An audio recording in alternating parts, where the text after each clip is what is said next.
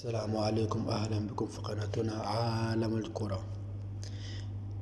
صدام ناري، موعد مباراة مصر وأسبانيا اليوم استعدادا لكأس العالم 2026 والقناة الناقلة.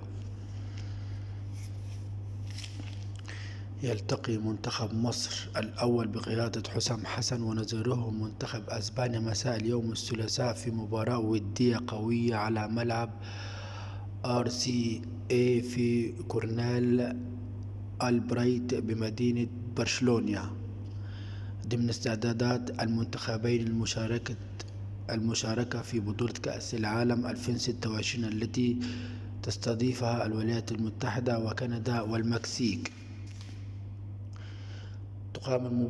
تقام مباراة مصر وأسبانيا الودية في 9 مساء اليوم بتوقيت مصر و10 مساء بتوقيت الكويت الثلاثاء على ملعب RCD اللي في كورنيل البرايت بمدينة برشلونة. ويدخل منتخب مصر المباراة ويضع نصب عينه أكثر من هدف، على رأسه إكساب اللاعبين الخبرات الدولية قبل خوض منافسات كأس العالم، خاصة أن المعسكر يضع بعض اللاعبين الجدد بجانب منح الفرص لبعض اللاعبين لتقييمهم والحكم عليهم عن قرب.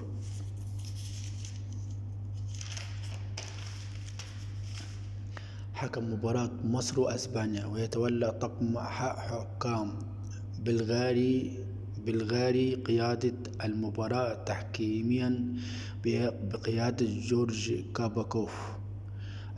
القنوات الناقلة لمباراة مصر وأسبانيا.